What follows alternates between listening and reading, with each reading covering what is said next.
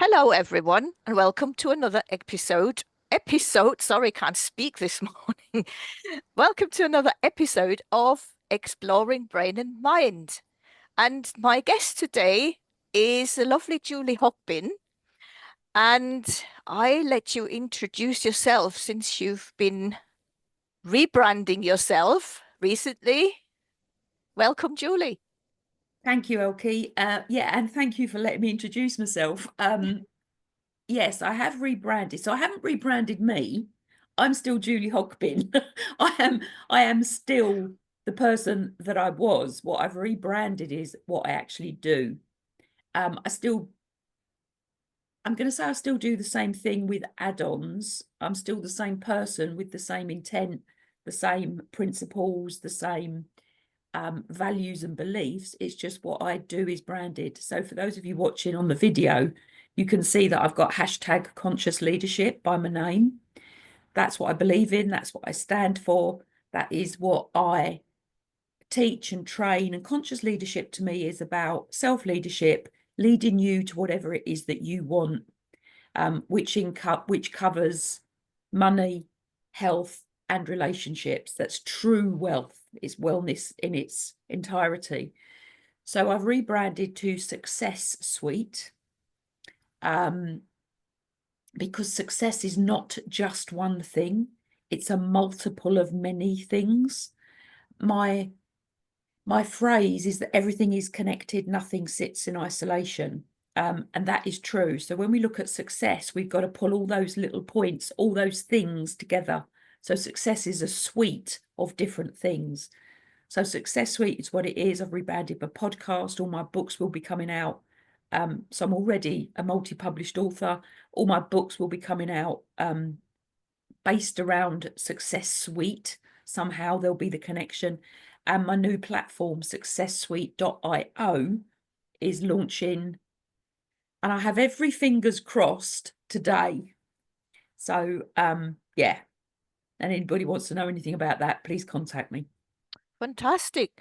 Yeah, it makes complete sense to me that success isn't just about money, because Yeah. success for some people may be, just have a peaceful life, being Yeah, happy within absolutely. themselves, something like that.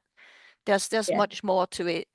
Yeah. So with so much experience, you said you've got 3 decades of experience in your field. So Yeah. how has leadership changed within those decades of your experience? What did you witness? Well, leadership is leadership. See, this is the thing. Many people think they're leading, but they're not leading well, and they're not leading consciously. And to lead well, we need to.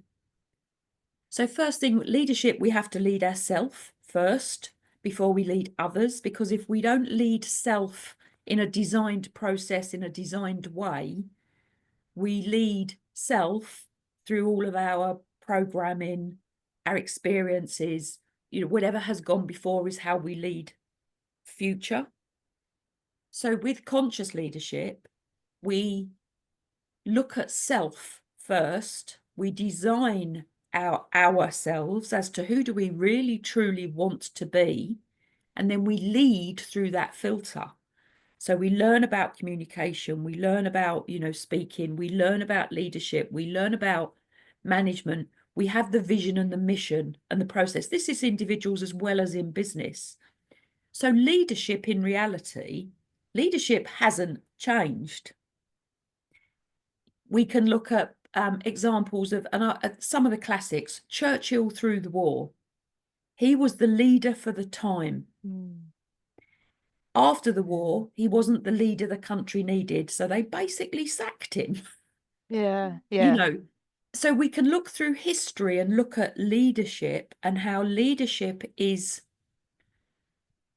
fluid and flexible for the time.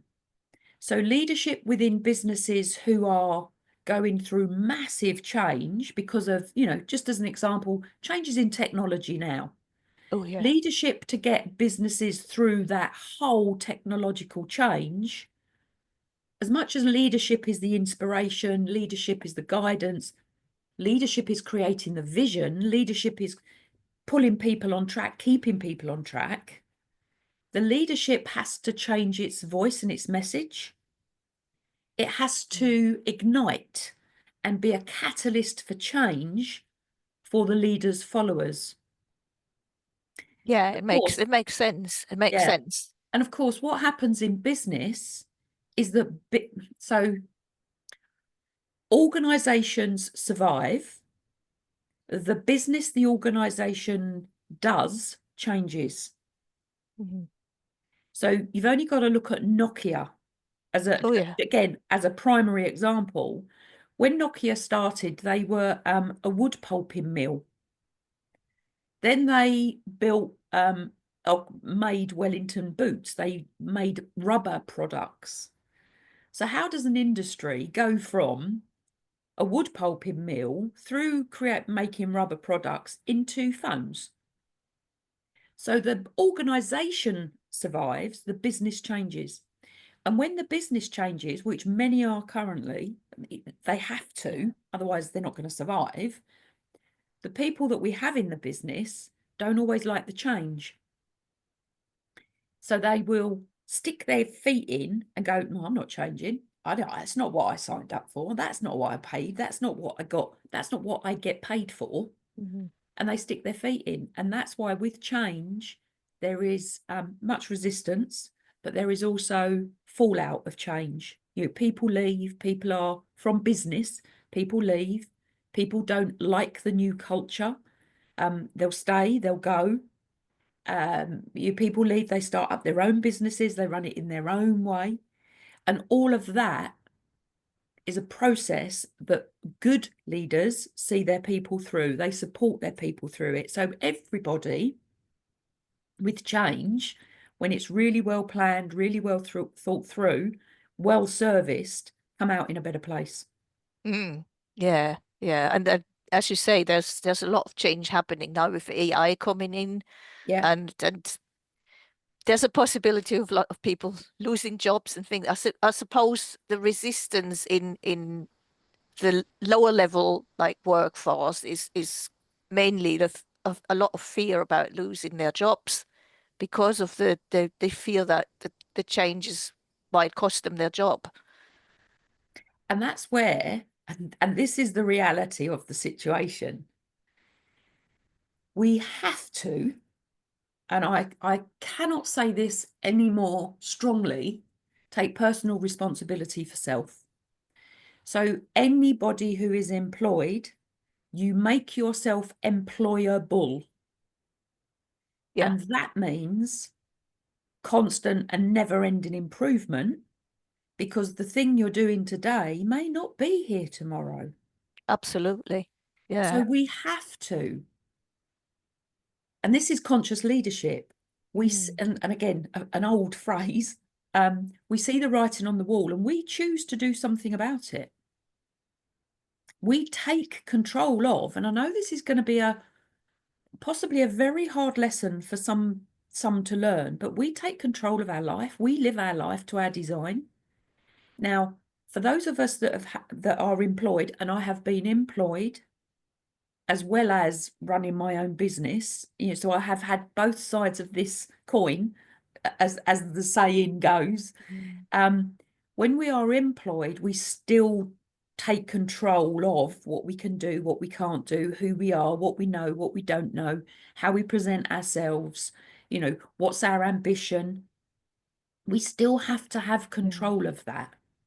You know, do we change jobs out of choice, or do we change jobs because someone tells us to? Is our choice chosen, or is our choice imposed on us? And even with a redundancy, going back to AI and jobs changing, even in a redundancy situation, depending on the employer, of course, we can make that work for us. Some employers give brilliant outplacements resources for people who are being made redundant. Not all do. But if your organisation, if it happens to you, if your organisation does, take every advantage of that. If your organisation doesn't, you may have a month's garden leave. You can go and still be paid. Use that month so wisely. Look at Mm. what's out there. Look at what you can do. Don't just assume that what you are doing now is what you've got to do in the future. There's so much opportunity out there at the moment with the advent of technology. AI is a Yeah. wide open book at the minute.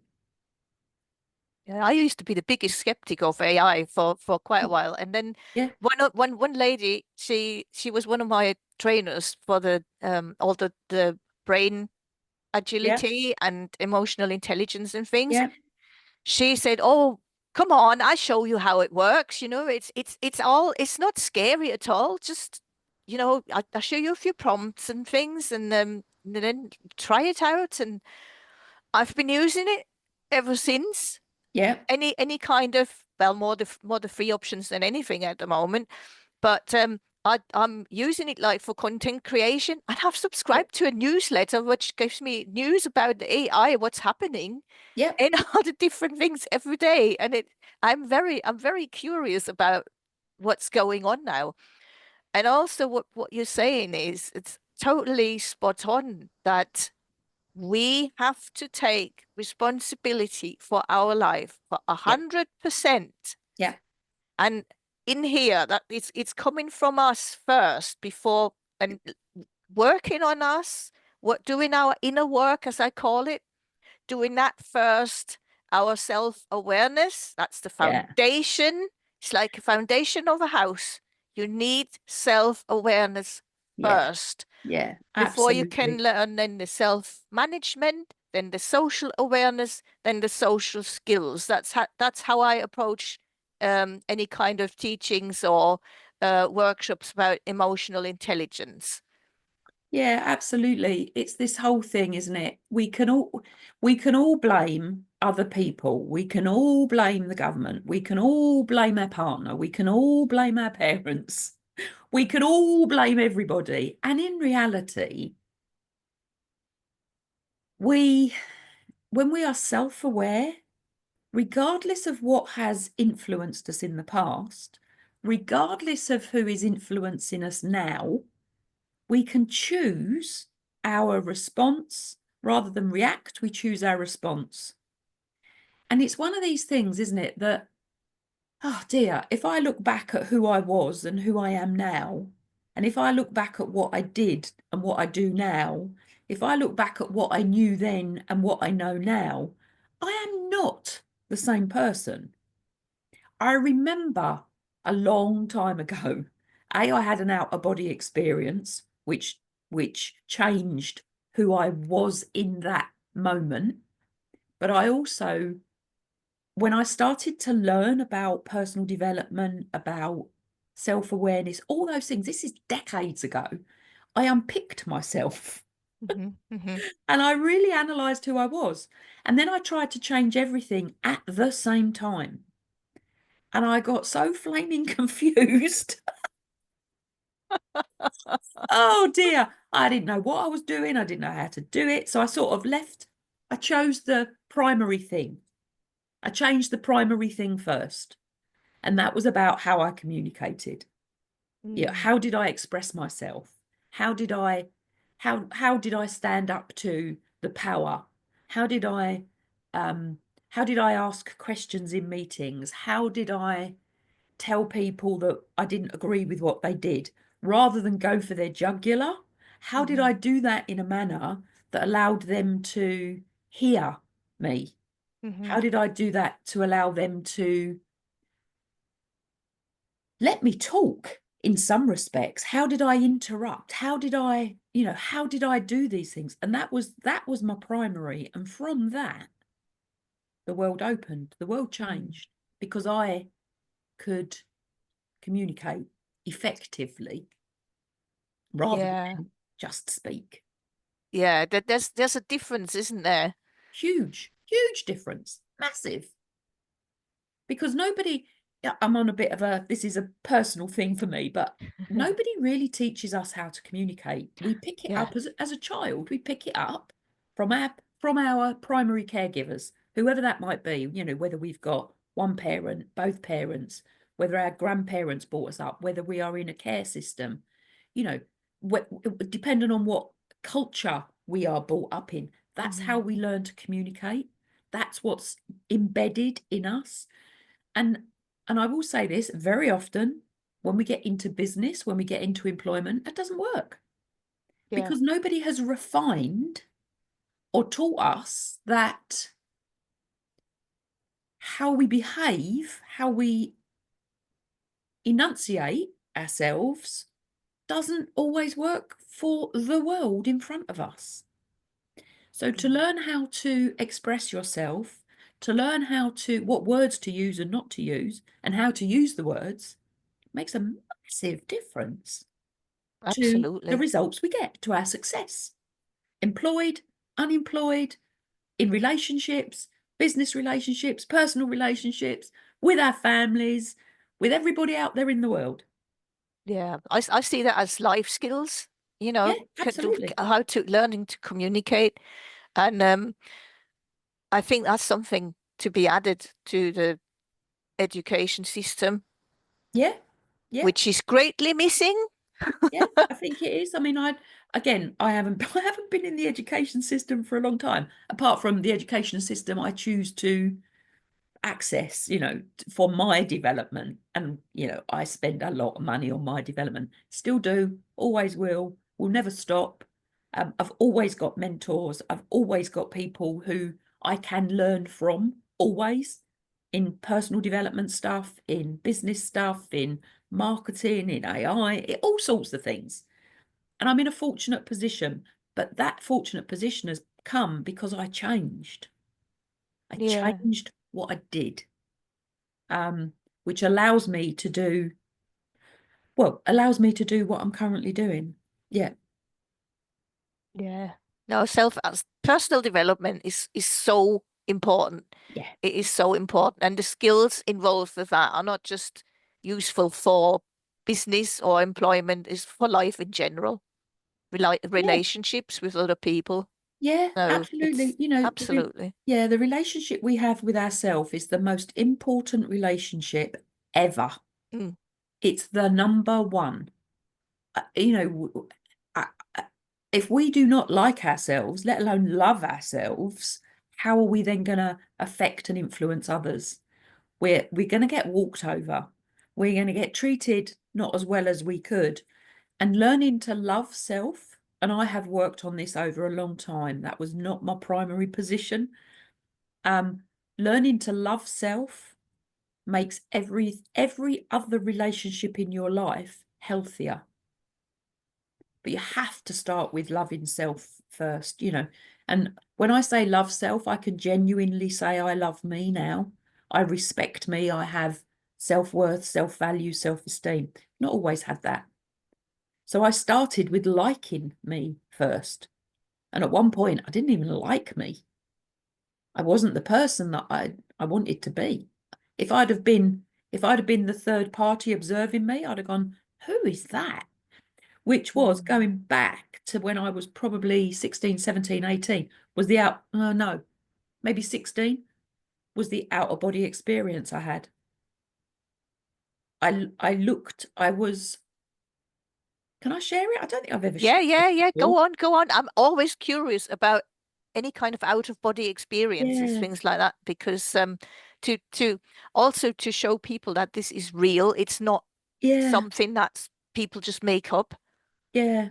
So I was probably about, I don't know, 15, 16. I was in a nightclub. I was drunk. As It young people often are. was a period of my life. Yeah. I was having a whale of a time.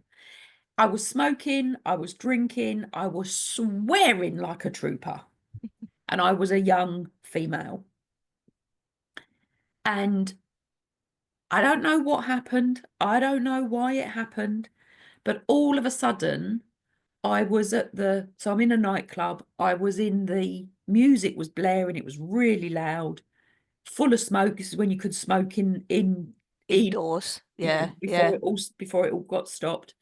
I'm smoking, I'm drinking, swearing like a trooper. And all of a sudden, it was as though I was up in the top corner of the nightclub. So I was Mhm, up like floating, mhm. but in a corner. And I looked down with a completely dispassionate and disassociated view of me, swearing, smoking, drunk. And I didn't like what I saw. So I stopped. I stopped smoking. Well, what I really stopped doing at that point was swearing. Okay. I carried on smoking and I carried on drinking. I only really gave up drinking in 2020. Where are we now? 3. So I've been not a non-alcoholic drinker since November 2023. So I have drunk for since I was 14. So Mm. I've drank alcohol for over 50 years. I gave it up. Easiest because I knew a process. I went through a process. My unconscious worked with me. I've not drank since. I don't even want an alcoholic drink anymore. And that's after 50 years of drinking. So back when I was, I don't know, 15, 16, so underage drinking, the whole kit and caboodle. But I've always been tall, so I got into clubs younger than I should have done. I immediately looked down from this out of body experience. I heard myself and thought, that is not who I want to be. Hmm. Something triggered, I stopped swearing. I very, very rarely, if ever, swear because, and at the same time as that was sort of going on, my brother said to me, um, something along the lines of, and I can remember the words because they're imprinted, but something along the lines of, with the joy of the language that we have at our disposal, the English language, there is such a joy in words that to swear shows a lack of intellect. Mm. Now, whether I completely agree with that statement now is a whole nother thing, but with the language that we have at our disposal, we don't need to swear to express ourselves, to get our message across. Just because people swear around us does not mean that we That have we to. have to do it. Yeah, yeah. Just because our peer group swears doesn't mean we have to. And of course, with the networking thing, those we surround ourselves with, I was thinking about this yesterday because things are changing in my life. And I put it down to, and I've always heard it, I've always believed it. So the network we network with influences who we are. Absolutely. Yeah, I So, believe that. yeah. So the 5 people that you surround yourself with, whoever they may be, doesn't matter who they are, but the 5 people you surround yourself with and you spend most time with, I'm not saying you become them, but you attract their habits, you attract you learn from them. And we need to be, I say we need to be, I need to be in a room with people who know more than me, who Yeah, I'm going to say have more than me, because I want to know how they did it. I want to yeah. know how they did it so I can do it for me, but I can also then teach other people how to do it because everything's in a step, everything is a process. And sometimes, and my hand's like right off outside of the screen, we look at people and go, I could never achieve that. They are too far above us. So we need to have people who are 1 step, 2 step, 3 step, 10 steps above us rather than 1,000. Yeah, yeah. Because sometimes when you're that successful, you forget some of the base level things that you did to get there. Mm, mm, So it's that whole level of, I'm in the room with people now who, and I have been for years, but they know more than me, they have more than me.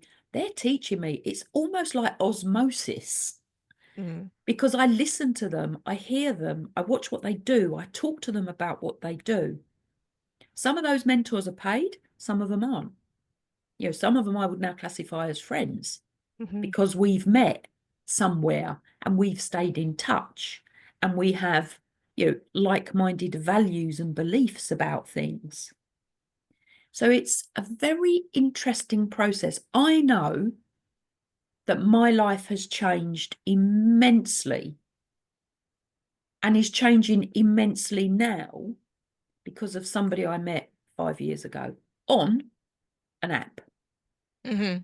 I would never have met them, if the pandemic hadn't happened, because I wouldn't have been on the app. They wouldn't have been on the app.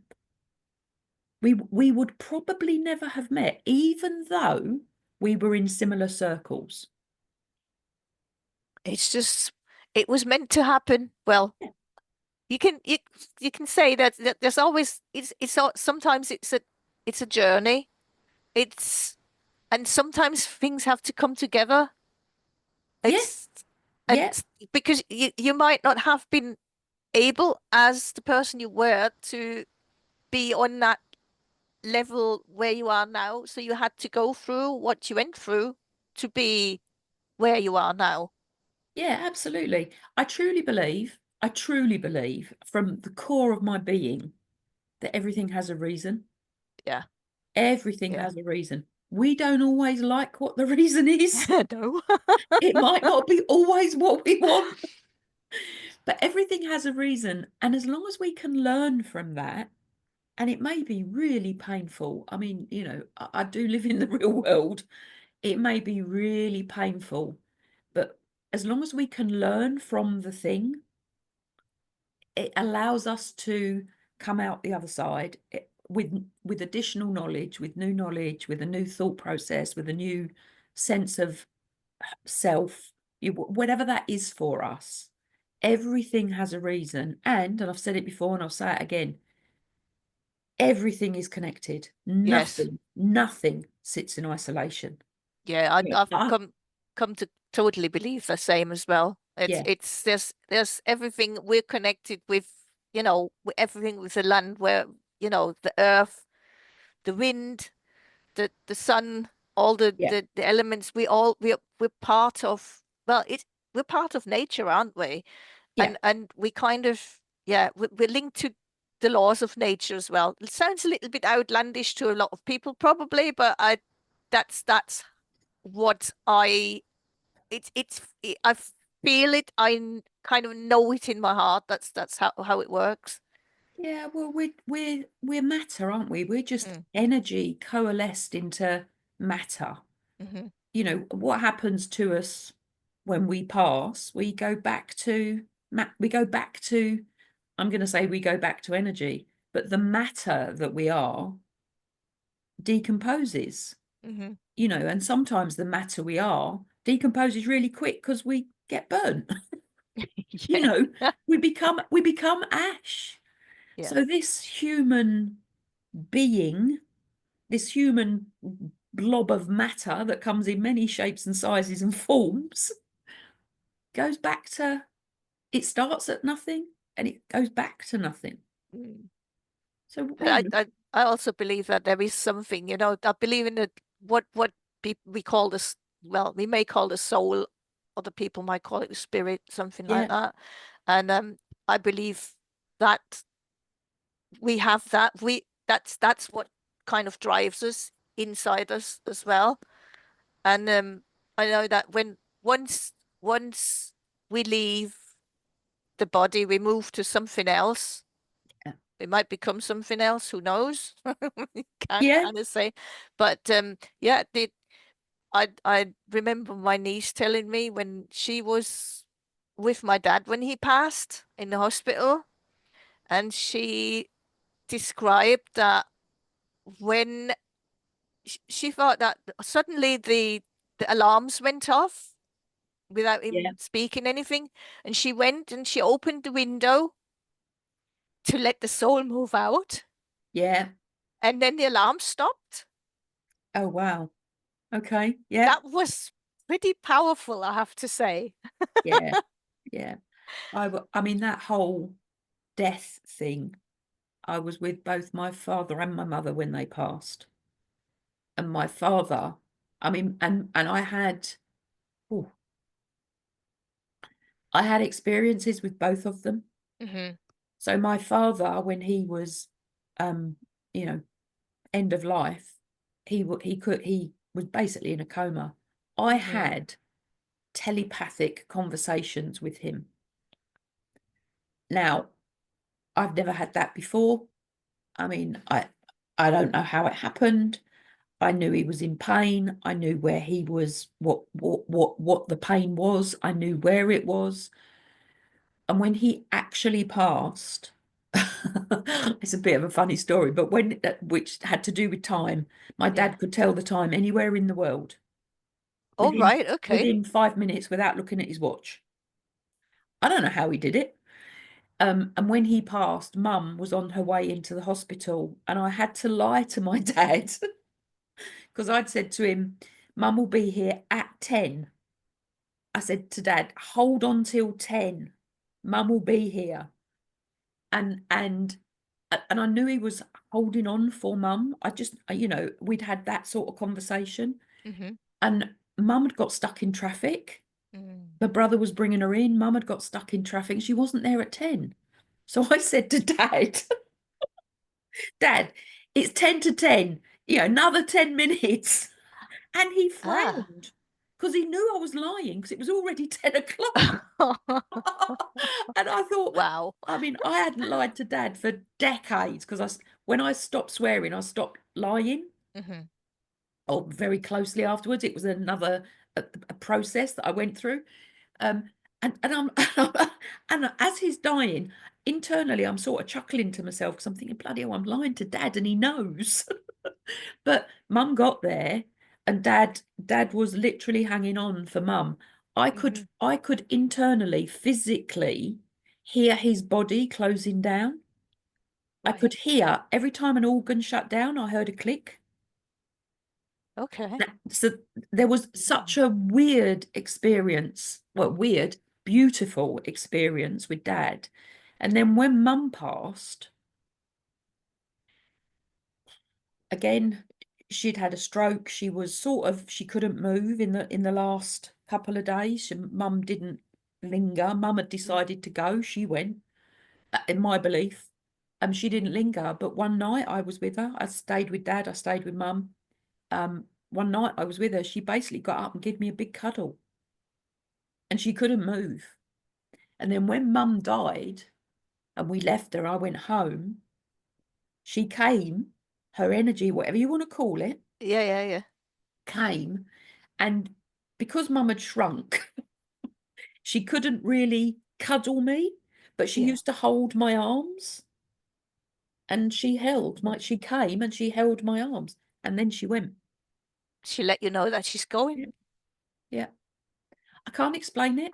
People would think I'm stark raving, but it happened. That's all I can say. No, It happened. I completely believe in these. Well, I've got one for you from when I had a really good friend here, Yeah. um, in the Midlands, and there was all sorts of stupid rumors and chats as we had something going on and things. He was a good friend, and but people around him kind of messed it up, and we had to kind of be separate. And I mean, he wasn't well. He was hypersensitive as a person, you know. I had dreamed years ago that he would get killed. Oh, I never told him because yeah. he was so sensitive. I thought I can't tell him that. No. So, so it was, um, yeah. At some point, we stayed connected as long as we could, and then it was late November.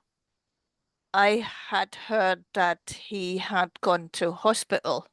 He had been put into hospital, and 2 nights later, I had this experience. I'm not kind of saying it was a dream because like it was like an experience. Yeah. It was Yeah. like being in the night somewhere. I could see some light from above, and there was this orange car, like a Dodge. What would you, a Dodge Viper or something? One of the Dodge cars coming, and window going open, and a person saying to me, I didn't recognize him at the time or anything. I thought, sunglasses on, sticking the face out the window. Are you coming with me?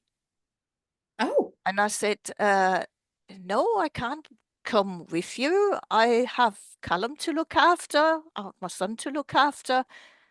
It's not possible. I'm sorry, but I can't come with you.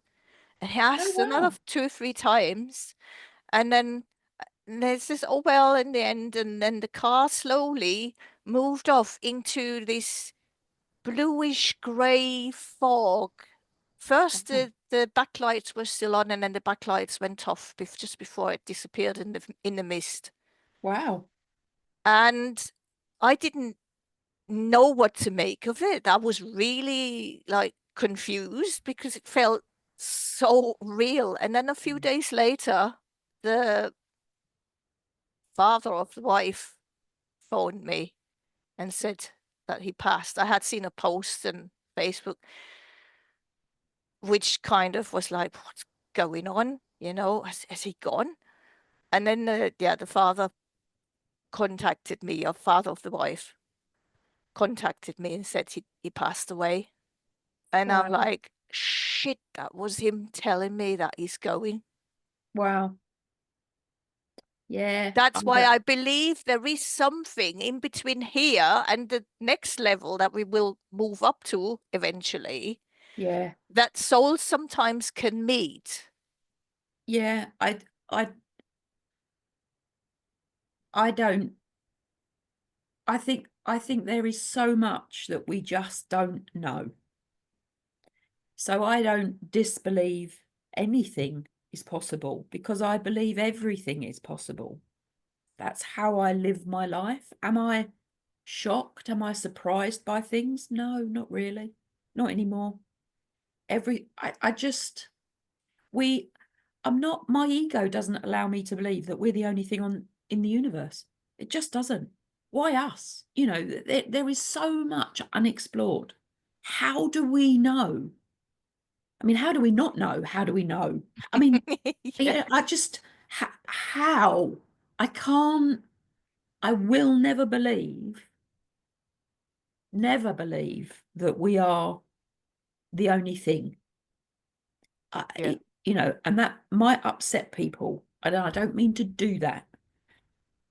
But the universe is so big, so untapped. How do we know? I yeah. mean, I've upset people to the point where they walk out the room, but I don't do it intentionally. I have a spiritual belief, faith, rather than a religious belief, faith. And Yeah, and sometimes my thoughts don't always coincide with people who have a religious faith because I'm not gonna, I don't,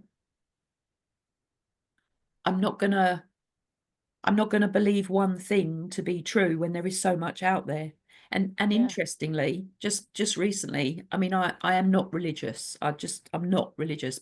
I've been having conversations with somebody who is religious, and they have studied a Christian, and they have studied the Bible inside out. I Mhm. mean, they quote me pages, paragraphs, psalms. They quote bits from the Bible, and it's really interesting the analogies that are coming out of the quotes they are telling me and how the quotes I can relate them to life. I can relate them to my beliefs and spiritual beliefs. Yeah, And it's interesting because they are part of the Bible, and the Bible is a book. yeah, As many other faiths have their books. It's our book. And when we read books, we interpret the meanings of the words that we read. So and you what can you, sometimes, yeah, it's not just one. That's what I keep saying as well. There is never just one way to interpret things, one no, way to look at things, no, yeah, one headline. yeah, One headline is what we're presented with, what we're supposed to yeah, know, but there is much more. It's the iceberg again. yeah, absolutely, absolutely. So I think this whole thing, if we if we design our lives well, if every intention of every action that we do is intended for good, for the wider good, not a personal good, although sometimes we have to look after self first, but we do it with the intention of doing good, being good, helping. Yeah, And that doesn't mean you're a walkover for anybody listening to this. it makes the world a better place. And regardless of what we believe in, if everything we do with the intent of good behind it, it makes the world a better place. And that can come from any faith, any belief, any religion. You know, there's room for all of us Yes, everywhere. It absolutely. doesn't, there's room for all of us. And coming with a good intent, coming with love, you're coming from the heart, however we can do that. And that's easier for some than others. I get it. But coming with good intent and with heart, we make the world a better place. And if individually we all do that, all those little bits make a lot. Yeah, You know, yeah, it's the smile to the woman on the checkout. It's the good evening to the guy that's standing there at midnight when you get off the train. You know, absolutely. it doesn't have to be huge. It can be little things and they all add up. Yeah, little things can make a difference. Yeah, they do. They can make a huge difference, definitely. Yeah, saying good morning to somebody walking along the street or good afternoon with a smile on your face, it can brighten their day. It can make whatever that negative thought they've had in their head change. It doesn't have to be difficult. But I was at a conference last weekend. I was at a conference, Hmm. and part of the conference, I'm a smiler. I smile a lot. Um, because why would I not smile? Yeah, Yeah, life is to be enjoyed. But I've always been a smile. It's not something I've adopted. It's just it is part of who I am. And we was at the conference, and the guy who was running the conference was talking about smiling. There's massive, psychological and hormonal links to a smile that makes us feel good. He was talking about smiling. And the majority of the people in the audience weren't smiling. I've got a big grin from ear to ear across my face. Most of the people in the audience weren't smiling. So that was that day. The whole thing, part of it was around smiling, but I mean, just a small part of a 3-day conference. So I was staying over in the morning. I came down in the lift with 3 of my co people from the attendees. conference, Yeah. co-conferencers, whatever the word is. And we got in the lift, we came down, and a man with a little baby in a pram came in. So the baby was facing us. We were at the back of the lift and the baby was facing us. Hmm. A beautiful little boy. And I was watching this little boy's eyes watch, clock, look at each of the 4 of us that were standing at the back of the lift. So I'm smiling at the baby because that's what I do. Yeah. Because we imprint on children, we imprint on people. So I'm smiling. I'm the only female. The other 3 are guys. I'm smiling, and while I'm smiling at the baby, looking at each of us in turn, I've looked at the other 3, and they're not smiling. They look Mm. miserable as hell. Mm-hmm. So me being me, said, "Hey guys, remember what Joseph said yesterday about smiling? How guys, do you remember what Joseph said yesterday? You're imprinting on that on that little baby." I said, "And where's your smiles?" And then I looked at them, and one of them smiled, the other 2 didn't. And I thought, isn't it interesting? We've spent an hour or so the previous day talking about the benefits of smiling, and 2 of the 4 were so in their own head, Head. Yeah. they weren't recognizing the impact they was having on a very impressionable little child, a year, 2 years, something like that, who Mm. was really paying attention to us. And I just thought, how interesting. So we go to these events, we get the information, and then we don't do anything with it. Yeah. Yeah. Don't apply it. Yeah, because we don't change. Mm. Oh, and I wonder how many times that happens. Mm. And sometimes I think when we get new information that we could immediately apply, sometimes the brains are not quite happy. Yeah. They're like in their own ways and like, oh, is this new? I don't like that. Stay as Yeah. you are, because that's what the brain does, doesn't it?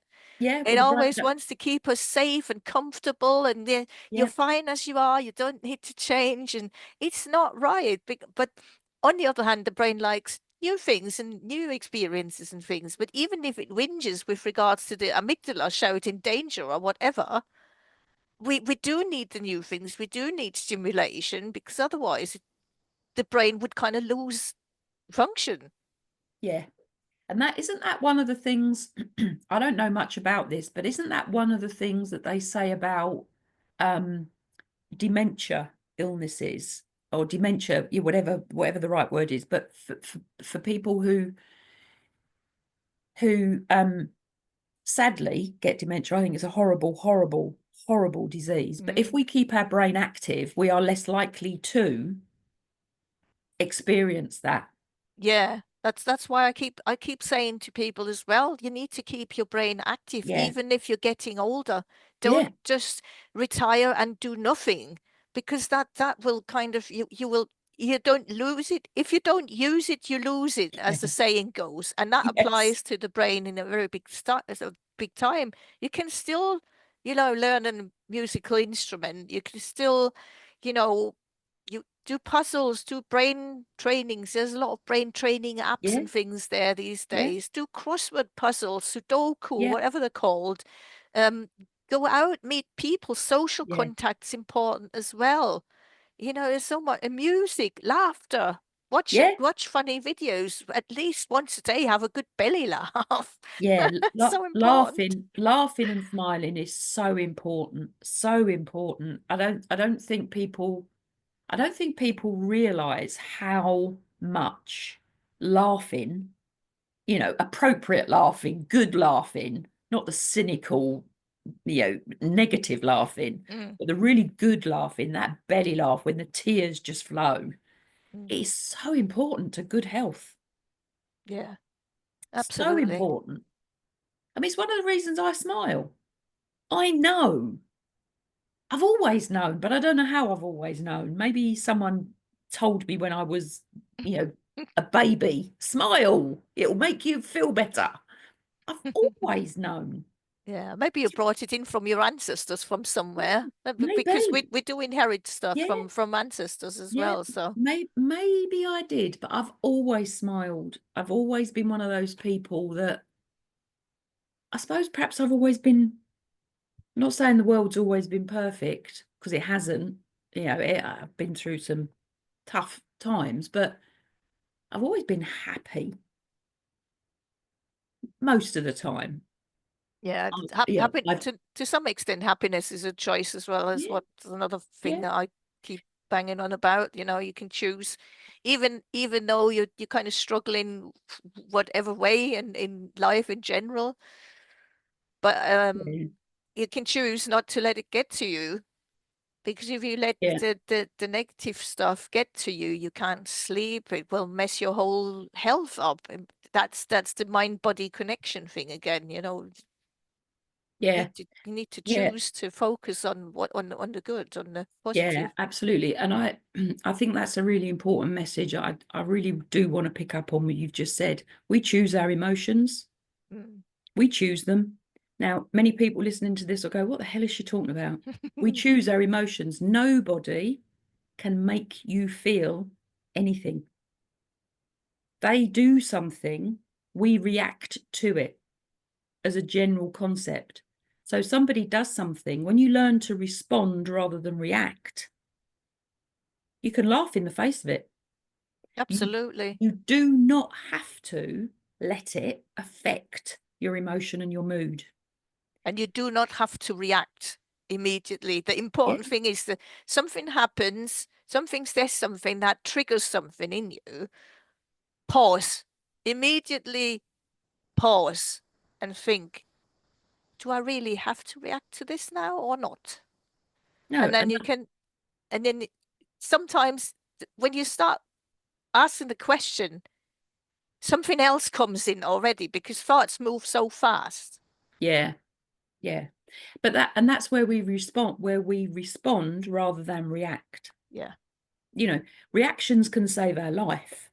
So I'm not saying to anybody never react, because reaction saves our lives. It's that split second that gets us out the way of a speeding car or, falling over a cliff. That's the reaction we want. That's where we Yeah. really want everything to kick in to keep us safe. But in a general everyday life, we have to, as me telling people what to do, it serves us to learn how to respond rather than automatically react, because the automatic reaction will come from our deep unconscious, which then may not get us the response we want, may not get us the success, the result that we want. So when we reprogram, when we look at who we are, look at why we do what we do, and I'm not saying, you haven't got to be in decades of counselling to do it, because it can be done really quickly. When we look at who we are, when we look at why we do what we do, and then we go, is that getting us the best result? No, let's change it. We do something different. We learn how to do the different thing. We get a different response. We get a different result. We get a different reaction from others.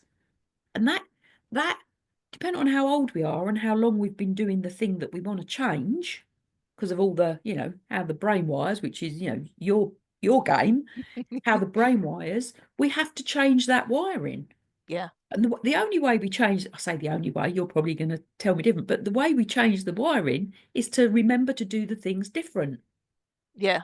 We Absolutely. And remember. to continue and repeat the new thing, Yeah, repeat the new thought, repeat the new yeah, action, yeah, repeat, because that's how the new connections establish. yeah. You don't And want to that's just how do it, the, you don't want to do it just once, because then it goes back to the old way yeah, immediately. You have to yeah, continue to do the thing. yeah. And that's where the new habit is created. Yeah. And that's where the new habit becomes the norm. And that's then where we don't have to think about the new thing on most occasions. Mhm.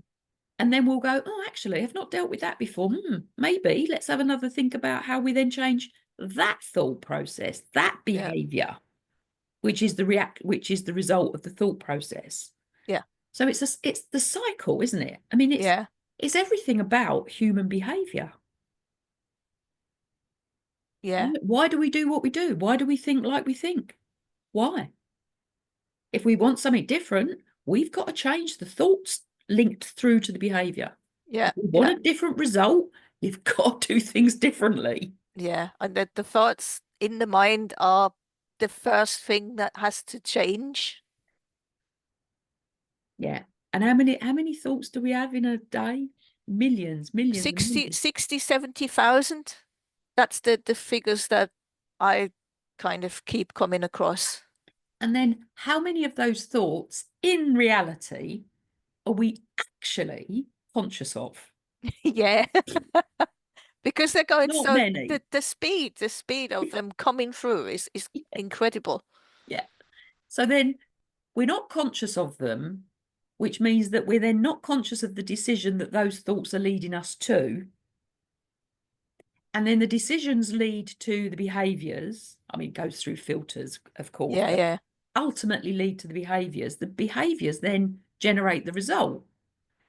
So again, this whole thing, if we're not getting the things that we want, if we're not getting the results that we want, where do we start?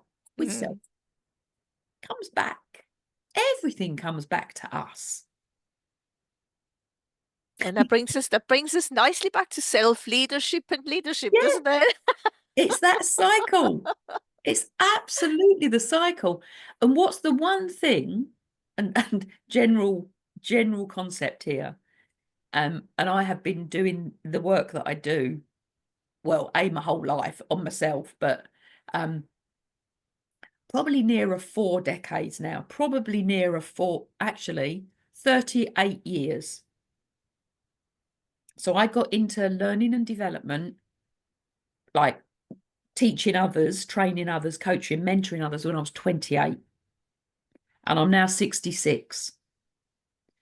So 38 years I have been practicing, teaching, training, whatever word you want to call it, human behavior. changing results within leadership and management within business, but also, of course, within life. And now I've forgotten what I was going to say. Oh, never mind. What did you say before? Um, that it brings us back to self-leadership and leadership. Yeah, I think I was probably just going to compound and repeat. Yeah, but I think it brings us nicely to it brings us nicely to the end of our chat today. Well, I've thoroughly enjoyed it, Elke. Thank you for having me on your podcast. You know, You're very welcome. And remind us again where people can find you, how they went, how they can contact you and yeah, um, okay.